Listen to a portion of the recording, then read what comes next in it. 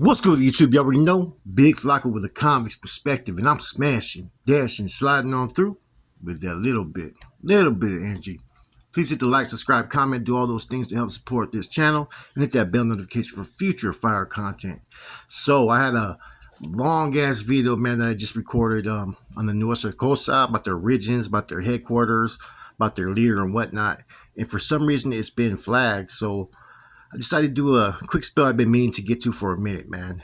And I'm gonna talk about a carnal that you know what I'm saying, who passed away. Left in good standings. Rest in peace to Fernando Gonzalez, Fred Dog from Salinas. I want to say he was from Casitas, right? But I just want to do a little spiel about it, man, because me and him had a little bit of relationship at one time. And let's get to that, man. So, Fred Dog, you know, the thing about Fred Dog, right, is he was a case that was meant to set an example of out there in Salinas, right? In the early 90s, there was a lot of robberies, home invasions, all carjackings and whatnot. So the district attorney, the attorney general, were making an example of, it didn't matter if this was your first time and you had no record, you had, all this positive stuff and you were forced to do it. They were breaking people off long sentences, right? To make an example. And Fred Dog was one of those individuals. He had a J number. He ended up doing his time, going to the system, wasn't level 4, wasn't New Folsom. Put in work, was involved in a whole lot of different, scenarios. Was a good dude, man. Everybody that knows him knows he was a good dude. He ends up getting up to the Bay eventually, and he ends up getting recruited. I want to say he got recruited sometimes in the 90s. His actual sponsor, who was his mentor and who was his teacher, was actually Luis Huicho Gonzalez. Okay. And he was pulled under for skip, right? And I think that was somewhere around the time frame of 99 or 2000, somewhere around that time frame. He was pulled as a carnal. Now, Fred Dog at one time was a big dude. You know what I'm saying? Like not muscular, he was just heavy set, but he did his burpees. By the time he was up in the Bay and he was with Huicho and all them, man, he came thin. He came back thin. So eventually, when he was up in the Pelican Bay, right, he ends up finding out that he has cancer, and he had terminally ill cancer. So they end up transferring him all the way from Pelican Bay to San Quentin. Now he was in San Quentin homeless. Now I don't know why they decided to send him to San Quentin. I don't know if Vacaville would have been better or if Corcoran would have been better or any of those places, but they sent him to San Quentin. And he got there around 2002, around May of 2002. The other carnales were there, were Gaha from Sanjo and Dancing Bear. And then Huicho was there too for a minute. And eventually, all those individuals left. I was there at the time when he rolled up. And, he was still, a little bit heavy set, but he lost a lot of weight, I guess, compared to how big he used to be. So, and Huicho told me about him. Huicho had discussed him at length that was one of the individuals that he recruited, because he had recruited 3 people at that time, 2 for skip, 1 for cuete. And then he was going to pull me as well at that time when we were in San Quentin together. So I go out to the streets, I catch the case, and I come back literally about 18 months later. Fred Dog is still there.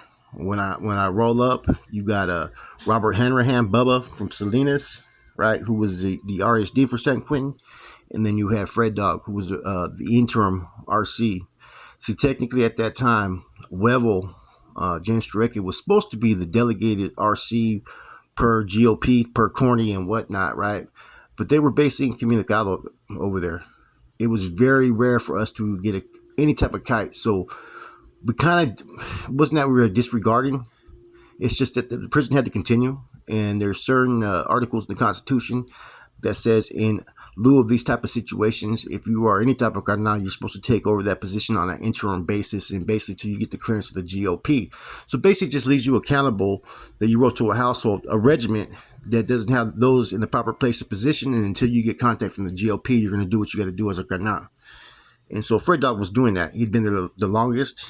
And, Bubba's one of those carnals that he's been a carnal for a long time and a lot of experience, but he was never power hungry. You know what I'm saying? I knew Bubba from the streets and from prison. So, you know, I ended up getting taken over Bubba's position about 3 weeks after he left the Corcoran, and then that's when I met, Fred Dog. At that time, Fred Dog had cut off his leg. They cut off his leg, the doctors, and so he was in a wheelchair. And he used to go to yard before that with the homies out there, right? But now they were taking him out in a wheelchair, and this is where I got to start to get to know him, because I would literally have to have like conversations from the fence, right? They'd put him in a certain walk alone cage, right? So he could talk to us, because they couldn't put him on the yard because he was in a wheelchair. So I would literally have long conversations with him, not just about household business, but about Salinas, about what was going on out there. But, I just had a new kid, my case. We talk about Huicho, you know what I mean? And we just kind of build a little bit of a rapport and a relationship, you know what I'm saying? To where there came a time when he was getting really sick and he was getting puffy. They had him on steroids. And, he trusted me, which was one thing that I really appreciated at that time. He said, I may not be coming out to yard. I may never come out again. He said that any decisions, go ahead and go ahead and make them. I got your back. And so there was a couple things that he didn't have time to even look at the kites. He wasn't feeling good, and like when I stripped Victor Velasquez of his of his hermano status, being a norteño soldado for the unsanctioned removal of someone who was cleared in San Mateo County. So I had a Africano, a civilian who had burnt Nicoya from San Fran, Martin Ocampo, right? Someone had Africano had burned him for some peanut butter over a cigarette and kind of disrespected him as he left. So I had to do removed. You know what I mean? And so these are some of the decisions that I had made that, that Fred Dog backed me. He backed me up and stuff, man. And there were some things that I kind of left alone, because if I didn't feel they needed to be immediately addressed, I could address it later. But I followed everything. Like we left from Flaco Zubiate and stuff, and it was about who had headquarters. And it was a respectful kite, but we were under, directions from the GOP Corning. So, Fred Dog, it was unfortunate, man, because like I said, his case was just a case that they made an example. It was for a robbery. And so they broke him off, like, I think like 18 years or something like that, which is kind of unheard of for a first time ever going to prison to be broken off that much time, 18 years. And see, he had filed for compassionate release, and because of his gang status, they rejected it. They didn't even give him the opportunity to spend his last moments with his family.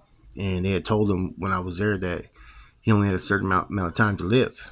And so, we used to pay homage to him a little bit when he wasn't coming out for a long time, man. And he had just out of nowhere disappeared. But before that, I got to know the individual, and he was a good dude, man. He was a dude that would back you if he would back you up, man, 100%. If he knew you, and he knew that you were loyal. He was one of those dudes. He wasn't power hungry. He wasn't abusive. He was very soft spoken, man. At times I would think that maybe he didn't have as much of experience, because I think he went from a northerner to a carnal.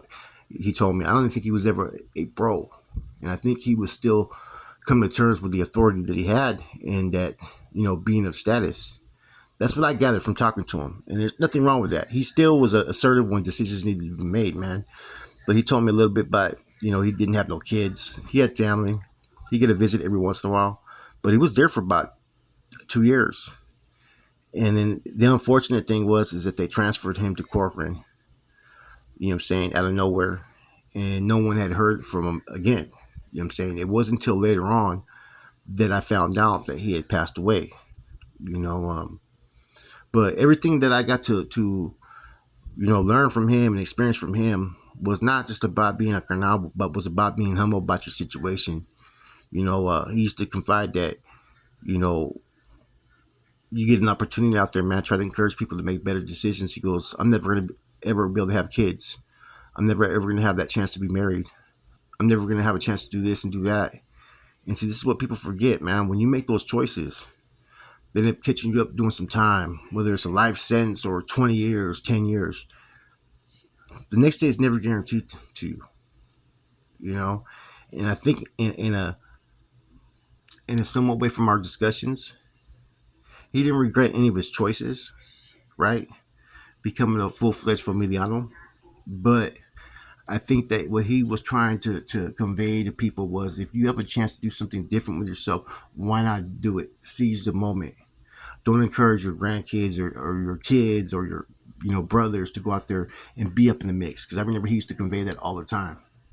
But once we're here, we're going to do what we have to do. Anyways, I think that when he passed away, I think he was let me see, he had been down for about maybe 10, maybe 12 years, right? Uh, about 31 years old, maybe 30 years old, man. Was really a righteous dude, man. Um, he lived life as a Granada the way that you would. I'm not gonna say as an individual, he lived a life like you're supposed to. He was true to those that were true to him. You know what I'm saying? He would be the first person to try to salvage a career. He never came off as one of those ones that was he was a people's person, man. You know what I'm saying? Very quiet, and I appreciated my time, and I think a lot of things that I did throughout my career, you know, for him just to basically have a lot of trust in me, meant a lot, because I think a lot of it had to do with the Cardinals that passed through. Even when he was the one that had Huicho hit, believe it or not. I believe. I'm not sure. I'm not sure if he's the one that ordered it, but I think maybe he was the RC at that time when Huicho fucking got hit. Maybe not though. You know what I mean? But I know I've seen him and Huicho talk a couple of times, man, because Huicho's the one that schooled him. You know, so he he died in good standings around 2004. As a matter of fact, 2004 he passed away. You know, after being down, I think about 12 years, maybe 12 years, and he'd been fighting that cancer for so long. At first, they thought they got it. They cut his leg. They thought that he was beating it. Man, came right back. And a lot of times, man, we forget those who've passed away or who've, what I'm saying, made their stamp as far as out there in the prison world or the streets, and because they die of different causes. You never know. Car wreck. You got the homeboy Lucky from fucking Fabian Diaz from Metal Fair. He passed away. A lot of other people along the ways they passed away. You know what I'm saying? My homeboy fucking also over there fucking in Mexico City. He got dropped out there, man. You know what I'm saying? So it happens. And you know, we gotta still pay tribute to those that have, what I'm saying, went the distance. You know what I'm saying? Who knows where he would have been 20, 10 years from now, man? But he was such a likable dude and he wasn't power hungry. I think he would have been all right. You know what I'm saying? With that said, much respects. Rest in peace to the Cardinal Fred dog. Rest in peace to Tibbs. Some people make these choices to join this life, and that's what people don't realize. It doesn't mean everybody's a bad person. It's just this is your life now. And once you made that step and crossed that threshold, for a lot of people, there's no turning back. With that said, your boy Flacco, Convict's Perspective. I'm out.